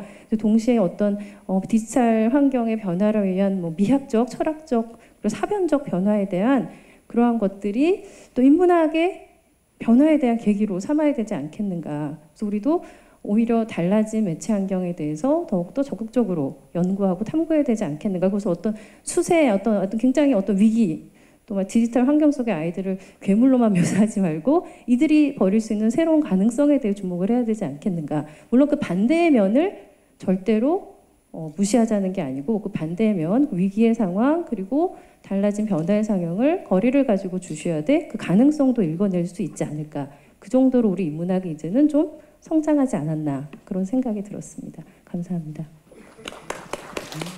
네, 두 분 선생님 토론에 대해서 홍영기 선생님 답변을 간단히 해주시기를 부탁드립니다. 사실 아까 그 유현주 선생님 말씀드리면서 제가 뜨끔했던 것이 당신은 문학 전공이나 차학 전공도 아닌데 이런 얘기를 할 자격이 과연 있느냐라고 해서 제가 지금 사실은 좀 뜨끔했습니다. 이게 인문학 사이의 장벽이 거의 만리장성 수준이래 갖고 철학자가 제가 지금 최근에 어디다가 하나 지금 문학 평론 비슷하게 써놨다가 그거 문학 평론 맞냐 뭐 이런 원초적인 관련에 걸려 갖고 제가 유 선생님한테 한번 자문을 좀 구해야 될 필요는 있을 것 같은 상태에서 말씀을 드려서 그래서 제가 문학 작품을 못 알아봤는지 조심스럽게 제 자격 좀 확인하느라고 그랬으니까 조금 그걸 해주시고요. 사실은 제가 여기 와서 이진호 선생님 토론문을 사전에 못 받아갖고 다행이었는데요. 어느 면에서는 여기 와서 딱 보고 제가 굳이 내 재미없는 본문을 갖다가 늘 읽을 필요는 없겠구나. 우리 이진호 선생님이 저보다 훨씬 제 글을 잘 요약을 해주셨기 때문에 저로서는 그럼 얼른 그냥 요점만 딱딱 얘기를 하자 해갖고 했는데 너무 감사합니다. 두 분 선생님 모두. 우선 이진호 선생님께서 말씀하신 것부터 얘기가 돼야 될 것 같은데요. 실제로 제가 여기서 지금 오늘 말씀드리고자 하는 것 중에 우리 시대의 인식 중에 한 가지 범주, 여기 지금 오신 분들이요, 한 가지 범주, 다시 말해서 기본적으로 디지털 원주민이라고, 디지털 네이티브라고 하는, 그러니까 디지털인이라고 저는 광범하게 표현을 했는데요. 그러니까 미국 같은 경우는 이미 디지털 네이티브라 해갖고 단지 세대차가 아니라 일종의 말하자면 종적인 차이를 얘기할 정도로 심각하게 여러 가지 다른 양상이 나타나는 것에 대해서 새로운 범주화가 시작되고 있다는 겁니다. 근데 이렇다고 했을 때 그리고 더군다나 그것이 세대를 뚝 잘라가고 있다는 거죠. 실질적으로 이 부분에 대해서 우리가 한 번은 좀 말하자면 위기 내지는 경각심을 갖고 한번 우리 주변을 다시 한번 생각해 볼 필요가 있다. 더군다나 우리나라 같은 경우에 지금 굉장히 정보화가 빠르고 디지털화도 빠르고 그렇습니다만은 어쨌든지 간에 저도 가끔 제 아이가 이 카톡 한 걸 갖다가 딱 보게 되면은 해독이 안 될 때가 굉장히 많습니다. 키역자만 20줄을 갖다가 5글자씩 써서 20줄을 쭉 해놨는데 세 보니까 키역자가 100자인데 그게 뭘 뜻하는지 도저히 해석이 안 돼요. 물으니까는 뭐 갖다 이렇게 이방인 보드기 봐가고 의사소통이 잘 안 되는 거죠. 그래서 통역관이 좀 필요한데 이쪽에 상당히 적대적일 수 있는 이런 부분이 있어서 그런 개인적인 현상이 그렇게 된 부분이 좀 많이 반영된 건데요. 실제로 뭐가 되는가 하면 굉장히 복잡하고 유동적인 현상이라는 데는 동의하면서도 실제로 굉장히 모든 것이 알아볼 수 없게 동요하는 가운데서도 서서히 드러나는 윤곽 같은 게 있잖아요. 큰 변화들 같은데 그럴 때 말하자면은 좀 이렇게 설마 이러는데 그와 같은 것이 어느 순간에 자기 모습을 갖고 나타날 수 있는 이런 부분에 대한 위기의식 내지는 경각의식이 이제 말하자면은 미국과 같은 경우라든가 이런 어떤 서유럽 같은 데서는 그 나름대로 지금 나타나고 있다는 거, 이제 이런 부분에 대해서 우리도 한번 우리가 더군다나 그런데 재밌는 것이 아프리카의 가나에서부터 체코 이렇게 해갖고 청소년 데이터를 수집했는데 너무 웃기는 게 한국 데이터를 전혀 갖고 가질 않았어요. 이제 그러다 보니까는 그런 부분에 있어서 굉장히 이제 말하자면 저로서도 이거 한번 검증할 수 있는 일종의 말하자면 추적 검사를 한번 한국에서 실시했으면 좋겠다 하는 이런 생각이 하나 들었기 때문에 그래서 이런 부분에 있어서 어떤 경우에는 철학이 어떤 시대를 갖다가 쭉 경과했을 때 새로운 요인과 옛날 요인이 막 뒤섞여 있을 때 무엇이 나타날지는 아무것도 불확실할 때 아무것도 확실하지 않을 때 그때 하나씩 치고 나가는 것은 그동안의 철학사에서 철학이 많이 한 일입니다. 예를 들어서 칸트 같은 경우는 칸트가 시민이란 개념을 썼을 때는 지금은 너무나 확실하지만 그때 당시는 시민이 될지 뭐가 될지 굉장히 불확실한 시대에 썼거든요. 이제 이런 부분에서는 우리가 한번 시대 진단을 할 때 이 부분에 있어서 10년 동안에 진행된 부분에 대해서 제가 한번 그냥 화두를 그 나름대로 던져본 이런 측면이 있게 됐다는 거, 그런 부분에서 좀 이해를 좀 부탁하겠습니다. 우리 이진호 선생님 2번 문제 같은 경우에서 2번 문제는 유현주 선생님이 이제 1번 첫 번째 얘기하고도 되는데요. 굉장히 좋은 약점을 찌르고 들어오신 부분일 수도 있겠는데요. 바느질, 뜨개질, 제가 이 본문 안에는 그렇게 했습니다. 인간의 창의성은 천재들 것이 아니다. 그래서 독일에서 실험을 해봤는데요. 실질적으로 뭐가 되는가 하면 바느질이나 뜨개질이나 악기 연주나 축구 경기 뭐 이런 식으로 해갖고 일상적으로 개인이 새로운 것을 날 수 있는 일상적 창의성이라는 개념을 도입을 하게 됩니다. 그러면서 이와 같은 일상적 창의성을 갖다가 누진적으로 계속 말하자면은 순환시키면서 그것이 가능할 수 있도록 하는 이와 같은 삶을 갖다가 만들어줄 때 굉장히 중요한 여러 가지 말하자면 발상들도 생길 수 있고 무엇보다도 사회의 분위기, 질적인 분위기, 삶의 질이 높아질 수 있다라고 하는 이런 논증을 제가 끌어왔었는데요. 그런데 그렇게 그 정도 하는 것 같고 문사철이 뭐가 필요하느냐 하는 얘기 당연히 나올 수 있는 얘기입니다. 제가 고민했던 문제일 수도 있었는데요. 근데 이 부분은 제가 별로 고민하지 않았습니다. 이겁니다. 뭐가 되느냐? 비유컨대 제가 볼 때는 교회에서 누구나 다 기도합니다. 목사님이나 아니면 일반 신도나 그리고 특히 개신교 같은 데서는 정식으로 말하자면 전문 성직자를 인정하지는 않죠. 교리상으로는. 그런데도 불구하고 목사가 필요합니다. 왜 그럴까 하는 걸 생각해 볼 필요가 있다는 거예요. 다시 말해서 인문학은 그냥 사는 맨나치 삶일 뿐만 아니라 검토된 삶이라는 거죠. 그건 아마 검토된 삶이라는 얘기는 examined life라는 개념은 아마 이진호 선생님이 저보다 더 잘 아실 겁니다. 실질적으로 뭔가 소크라테스 얘기거든요. 우리는 살 뿐만 아니라 삶을 한 번 더 곱씹는다는 겁니다. 그렇다고 했을 경우에 이런 일상적 창의성을 갖다가 의미 있다고 해줄 수 있는 스토리라인을 그어주는 것은 그건 인문학의 역할입니다. 그런 점에서 있어서는 문학이나 철학이나 역사학이나 전혀 차이가 없다고 생각이 듭니다. 그런 부분에 있어서는. 문제는 어느 방향이냐 하는 이 부분에 있어서 3번 문제가 이제 예의가 되는데요. 말하자면 철학은 근거만 얘기를 하고 문학은 어떤 허구라고는 말에 아마 우리 유 선생님이 발끈하셨던 것 같은데요. 죄송합니다. 저도 이걸 과히 마음에 들어서 쓴 것은 아닙니다만은 실질적으로 문학과 같은 경우에는 아주 구체적으로 인간의 삶을 그려 보여줍니다. 저는 그것을 제가 받아들인 것은 뭐가 되는가 하면 문학 특히 소설, 시는 조금 다르긴 합니다만은 어쨌든지 간에 문학과 같은 경우에는 실질적으로 인간이 살아가는 모습을 아주 구체적으로 보여줍니다. 철학은 그렇게는 하지는 않습니다. 철학은 그렇게는 하지 않고 따라서 사르트르가 어떤 때는 구토를 쓰고 어떤 때는 말하자면 존재와 물을 씁니다. 이제 그렇다고 했을 때 한쪽은 문학이고 한쪽은 철학이라는 거죠. 이제 그런 부분으로 얘기를 하게 된다 그랬을 때 우리도 이와 같은 식으로 해갖고 그 나름대로 통합적으로 얘기할 수 있는 부분이 있는데 단 뭐냐? 그렇다고 해서 똑같은 것을 추구한다 그래서 저는 지금 사실은 이거 여기서 이런 제 야심을 드러내야 될지는 모르겠습니다. 저는 철학과하고 국문학과를 통합하는데 같이 좀 통합과를 만들자고 하는데 굉장히 관심이 있어서 동국대 국문학 막강 국문학과입니다. 동국대 국문학과가 몇 번 추파를 던졌다가 이런 지하에 거절당한 적이 있습니다. 누가 너같이 비천한 철학과 교수들하고 교수가 3명밖에 안 남은 철학과하고 우리가 몸을 섰느냐 이렇게 홀대를 당하는 판이거든요. 역사과는 가끔 하다가 제가 가끔 말실수를 해요. 역사가들은 모든 걸 아는데 단 하나 역사란 무엇인가만 모른다 이런 얘기가 역사철학원을 통해 죄송합니다 선생님. 어쨌든 이래서 제가 망언을 좀 해갖고 망언을 해서 아주 역사과 선생님들을 쓸데없이 자극을 해서 제가 이제 거긴 말을 못 붙이고 있는데 어쨌든 그럼에도 불구하고 문학과 역사와 철학은 접근 방법은 분명히 확연히 차이가 난다. 그것은 분명히 뭐냐? 저처럼 이렇게 뭘 모르는 사람이 합치자고 그러면 절대 안 합칩니다. 다르다 그래요. 그렇게 했을 때 그런 부분에서 제가 볼 때는 조금 말하자면 전문가의 동의가 필요하다고 했을 때 제가 볼 때는 이거는 저도 인정을 합니다만은 아마 전문가들은 별로 동의해 주지 않을 것 같아요. 왜냐하면 그러면 국문과하고 철학과하고 합치면 철학과 교수 뽑을 수 있거든. 그러면은 그렇게 되니까 그런 부분에 있어서 문제가 있는 것 같고요. 그렇게 되는데 어쨌든 그럼에도 불구하고 제가 볼 때는 전공상의 독립성은 분명히 유지하는 게 좋을 것 같습니다. 그 나름대로 유지하는 게 좋을 것 같고요.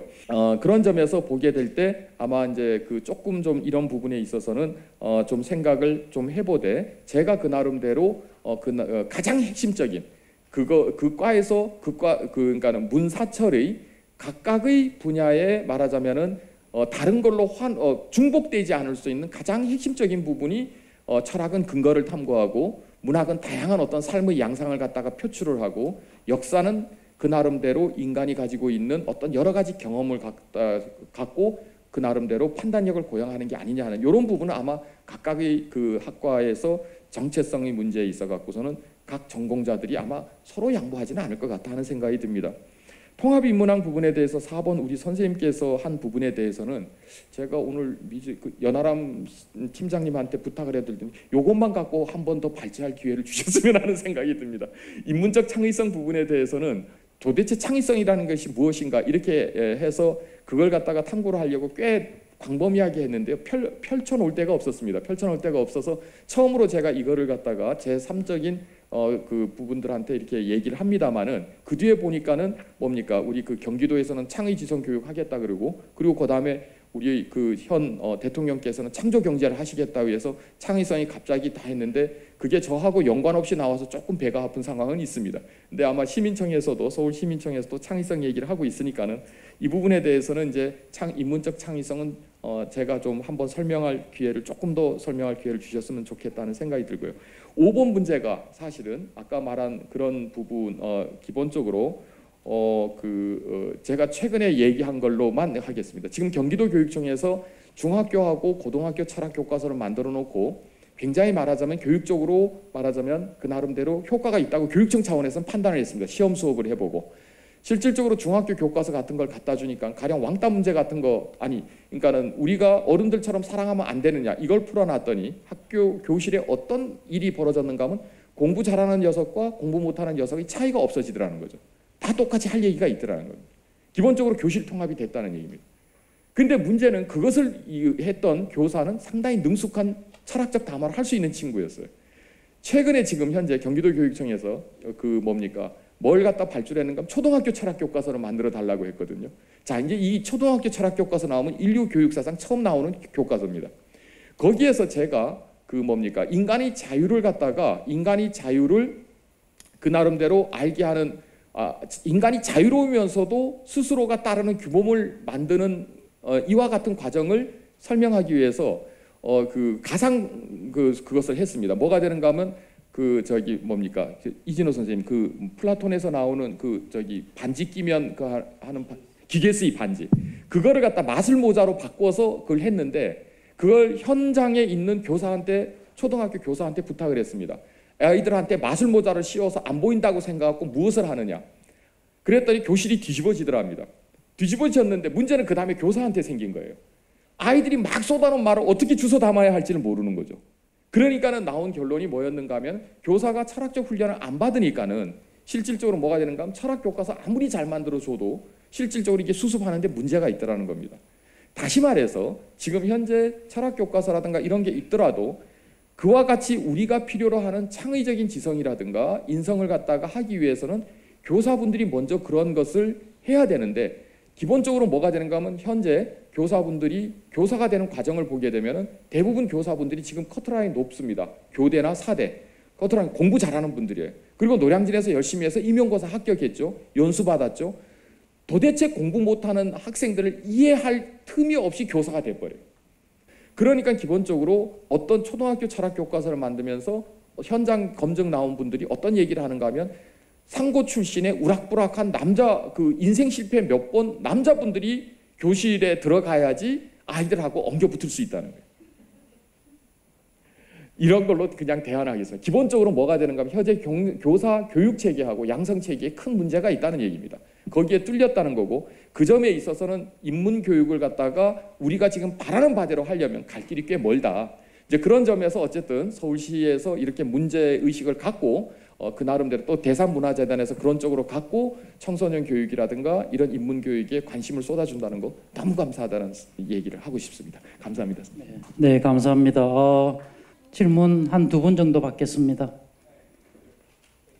제가 생각하기에 인문학을 배우고 그런 삶을 사는 사람들은 책을 읽고 신문을 보고 그런 식으로 어떤 지식을 습득하고 분류하고 생각하는 사람들이고 반대로 디지털 네이티브는 SNS, 카카오톡이나 페이스북 그리고 어떤 SNS를 통해서 다른 사람들도 정보를 받고 그걸 단편적 지식을 이해하고 그럼으로써 어떤 사고를 방치하는 게 디지털 네이티브라고 생각하는데요. 그렇다면은 과연 그런 요즘 이 시대에 디지털 어떤 매체로서 인문 교육이 가능할 것인가? 라는 질문을 하고 싶은 건데, 첫째로 왜냐 제가 초등학교 때부터 7차 교육과정이라 해서 각종 컴퓨터나 학교에 각종 수많은 기자재가 들어왔어요.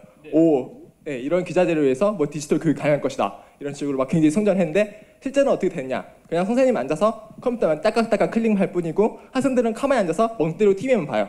그리고 그런 식으로 교육이 이어지는데, 대학교도 별로 다르잖아요. 대학교도 옛날에 판서를 했죠. 판서를 했으면 학생들은 막 옮겨 적기라도 했어요. 네, 옮겨 적기라 해서 뭐 배우기를 할 텐데, 지금은 끝내주는 PPT를 보여줍니다. 스티브 잡스 뺨치는 그런 PPT를 막 보여주고 화려하고 막 인상 깊고 감탄적이죠. 물론 볼 때는 좋아요. 근데 보고 나서는 휙 지나가는 거죠. 맞습니다. 네. 뭐 그런 분류도 없고 아무것도 없습니다. 그리고 최근에 있어서 스마트 탭이 나왔는데, 그 중학교나 고등학교에 그런 어떤 삼성 모 기업에서 그런 걸 막 뿌려서 이걸 이용해서 교육하면 도움 될 것이다 하면서 막 학생들한테 주는데, 저는 그걸 볼 때마다 우리 더 바보들이 되는 게 아닌가라는 굉장히 의심이 드는 게, 물론 어떤 디지털 기구로 해서 교육이 도움될 수는 있겠지만 인문학 교육에 있어서는 디지털 매체는 도움이 되지 않을 거라고 저는 판단하기 때문에, 일단 질문은 들었지만 일단 그런 판단하에서 두 번째 질문 드리자면, 만약에 이런 말씀하신 통합 인문학 교육할 그런 과정에서 과연 디지털 네이티브들이 디지털 매체가 아닌 방식으로 그 어떤 지식을 습득하는 게 가능할 것인가? 쉽게 말해서 과연 신문을 사람들이 계속 읽을 것인가? 아니면 어떤 스마트폰으로 신문을 읽는다면 그런 방식으로 과연 인문학적인 사고가 가능할 것인가? 라는 질문이 들리는데, 왜냐하면 저는 앞으로 신문은 거의 엘리트가 아니고서 읽지 않을 거라 생각이 드는데, 대중적인 매체가 안 될 거라 생각하는데, 그러면 결국 사람들은 스마트폰이나 탭을 이용해서 어떤 지식을 습득할 텐데, 그런 습득으로는 인문학적 사고는 하기에 불가능할 거라는 이런 판단이 들기 때문에 이런 두 가지 질문을 드리고 싶습니다. 예, 그 첫 번째 부분에 대해서는 저도 전적으로 동감을 하고요. 그런 점에서 지금 현재 지금 현재 그 학교에 인터넷이라든가 스마트폰 보급이 돼 있는 상태에서 지금 현재 우리나라가 경제를 살리기 위해 갖고 학생들이 머리를 이용하지 않을까 싶은가 하는 이런 정도로 저로서는 굉장히 말하자면 일종의 특정 재벌을 살리기 위한 말하자면 일종의 그 내부 시장 정책이 아니냐고 의심을 하는데, 그런 측면이 하나 있고요. 그런데 전 세계적으로 보면은 실제로 이와 같은 디지털 시대의 어떤 그 정보화 교육이라고 하는 부분들이 썩 크게 성공을 못 거두고 있다는 데 대한 것이, 근데 실질적으로 지금 보셔야 되는 게, 실제로 이와 같은 정보화 교육이 지금 실시된 게 아직 한 세대는 지나가지 않았어요. 한 20년 되거든요. 근데 이때 지금 이제 말하자면 실증적으로 문제가 된다는 보고서들이 계속 또 나올 것 같아요. 지금 보게 될 때. 그럴 때 나올 수 있는 것은 뭐냐?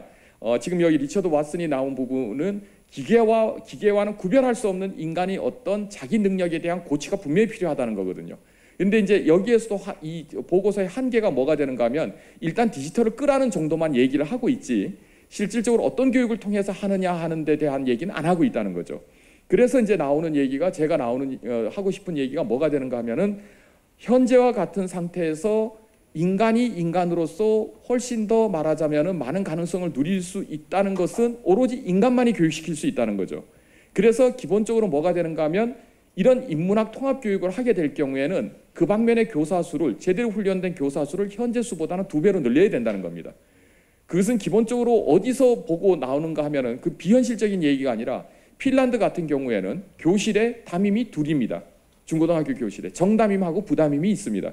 그런 식으로 해갖고 학생들을 하루 종일 선생님이 붙잡고 있습니다. 한국은 제가 강연을 하러 가보면은 2시간 강연하라고 했을 때, 선생님 죄송하지만은 제발 4시 반은 넘기지 말아 주십시오, 이런 부탁받거든요. 칼퇴근을 해버려요. 지금 굉장히 문제가 있습니다. 한마디로 학생들이 선생님하고 하루 종일 같이 있을 시간이 그나마 없다는 거죠. 그러니까 나머지 시간은 다 이제 학원으로 빼돌리고 하는, 이걸 합법화시켜주는 것이 우리나라 대학 입시 교육인데요. 그런 부분에 있어서 인간을 상대할 수 있는 기회를 늘려라. 그런 부분에 대해서 우리가 분명히 생각을 할 수 있는 이런 부분이 있다 하는 거죠. 지식 습득에 있어서 그럼에도 불구하고 저도 교수이고 논문을 쓰고 이렇게 한다고 했을 때, 한 가지 분명히 디지털 문명을 우리가 완전히 포기할 필요는 없다. 왜? 인간이 자기 스스로의 주체적인 사고 역량과 인격 능력만 있으면은 사실은 디지털 부분이 있는 게 편하고, 저 같은 지체 장애인은 더더구나 편합니다. 솔직히 말씀드리면 그렇게 되고요. 그리고 그다음에 또 하나, 지식 생산에 있어서 예를 들어 갖고 한국에서 한 것 중에, 정부가 한 것 중에 칭찬하고 싶은 게 별로 없기는 합니다만은, 제가 볼 때 몇 가지 칭찬하고 싶은 것 중에 하나가 옛날에 그 저기 뭡니까 이거 그 그린벨트 지역하고 최근에 지금 이 동보화하면서 진짜 잘한 게 리스포유거든요. 그 소위 말해서 한국교육학술정보원이라고 해서 캐리스라는 데가 있습니다. 거기에서 한국에서 나오는 모든 논문들을 실시간으로 말하자면 PDF로 바꿔갖고 올려놓고 있습니다. 실제로 그런데도 불구하고 표절이 나온다는 것에 대해 갖고 저는 지금 진짜 이해할 수가 없어요. 왜 그런가 하면은 실제로 그 기자들이 며칠 전에 한겨레 신문에서 어떻게 기자들은 그렇게 귀신같이 표절을 알아내느냐 하니까는 방법이 없다 그러더라고요. 인원 투입해서 그 사람 논문을 다 캐리스에서 다운받아 갖고 일일이 다 읽어보는 수밖에 없다는 거예요. 근데 문제는 지금 장관되는 분들은 이건 디지털 이주민도 아니고 아예 디지털 바깥 분들이에요. 자기 논문들이 그게 학교에서 보게 되면은 심사한다든가 이럴 때 이 논문들이 다 올라가요. 다 올라가면 그게 다 장착이 되거든요. 그러면 뭘 갖다가 장착이 되면 그게 어디에 있다는 게 다 나오고 그래갖고 누가 독한 마음 품고 검증하려고 들면 금방 나오는데 그것도 모르고 앉아갖고 보니까는 딱 보는데 나는 절망을 한 게 딴 겁니다. 뭐가 되는가? 아, 내가 표절을 하더라도 한두 개 해서는 안 되겠구나. 내가 그러면 오늘 표절한 것까지 포함해서 12개는 더 해야 되겠다. 그러니까 참 이게 참 깝깝하긴 한데요. 어쨌든지 간에 뭐가 되는가 하면 지식 습득이라든가 이런 걸 할 때 또는 지식을 갖다가 할 때 자기 주체성만 갖추어져 있으면은 이와 같은 정보화 기기는 엄청난 도움을 줍니다. 그런데 그러지 못할 경우에는 정보화 도구에 완벽하게 전혀 중요한 지식 생산에는 기여하지 않고 말하자면 오락 게임이라든가 이런 걸 통해 갖고 급격하게 커간 그래서 얼마나 우리나라 게임산이 발전했으면은 프로 구단 중에 프로 야구단 중에 지금 현재 게임 업체가 2군데가 있죠. 넥센하고 또 하나 있을 겁니다. 순식간에 돈을 모았거든요. 일종의 자본의 밥이 되는 거죠. 그러니까 그런 점에 있어서 바로 이런 점에서 실질적으로 뭐가 된가 인문학 교육이 두 가지로 중요하다. 하나는 첫째는 뭐냐? 우리가 정보화 사회의 주인이다라는 거. 둘째는 더 많은 가능성을 누리고 있다는 거. 이거를 갖다가 결사적으로 만들어서 하려면은 그 디지털 기계를 정말 잘 이용하는 교육이 지금 만들어져야 되는데 그런 교과가 없다는 겁니다. 그리고 특히 우리나라가 그 선다형 시험에 굉장히 많이 취약하기 때문에 그런 것을 익힐 때는 인터넷이 훨씬 유리하거든요. 이런 부분도 지금 현재로서는 개선을 해야 될 부분으로 저는 보고 있습니다. 답이 됐는지 모르겠습니다. 제가 마무리 발언을 간단히 1분 정도로 할까 합니다. 제가 처음에 그 사회를 시작하면서 이런 말씀을 드렸습니다. 인문학의 문제라는 것은 너무나도 중요한 문제지만 근본적으로 내가 내 삶을 어떻게 살 것인가 삶의 영위법에 대한 문제이기 때문에 또 내가 내 삶을 어떻게 산다는 건 나의 이웃, 나의 친구, 우리 공동체, 한국 사회, 지구 사회 모든 것이 사실은 그물망처럼 얽혀 있기 때문에 정말 어려운 문제입니다. 그런데 어떻든 제가 보기에 인문학이 다른 분과 학문, 사회과학이나 자연과학과 다른 것은 자기 자신으로부터 시작한다는 것입니다. 그러니까 위기지학이라는 것이죠. 위인지학이 아니라 남에게 보여주기 위한 학문이 아니라 내가 내 삶을 어떻게 살 것인가 라는 데 고민한다는 거죠. 조금 전에 홍윤규 선생님께서 주체가 자기 스스로 주체성만 갖춰 있으면 디지털 기술은 문제없다. 저는 거기에 동의합니다. 말하자면 자기 자신을 제대로 된 주체로 만들 수 있는 고민과 그런 문제의식을 가지고 있다면 아무런 우리는 어떤 지각적인 혹은 미디어적인 변화와 그로 인한 압박에도 견뎌낼 수 있습니다. 저로서는 인문학 문제에 대해서 관심 있는 분에게 이런 말씀을 드리고 싶습니다. 모든 문제에 있어서 자기 물음을 가지고 선택하고 결정하고 책임지는 그런 것을 하는 것은 어떤가? 그러면서 자기 자신의 삶을 조금 서투르고 부족하지만 그래도 하나하나씩 만들어가는 작은 기쁨을 누리는 것은 어떤가? 왜? 인문 정신을 가장 소박하게 이야기하면요. 매일매일의 삶을 살아가는 작은 기쁨을 누리는 데 있거든요. 그것이야말로 주체적 삶이고 자유 속에서 책임을 가지는 삶이기 때문입니다. 네, 오늘 이것으로 마치도록 하겠습니다. 감사합니다.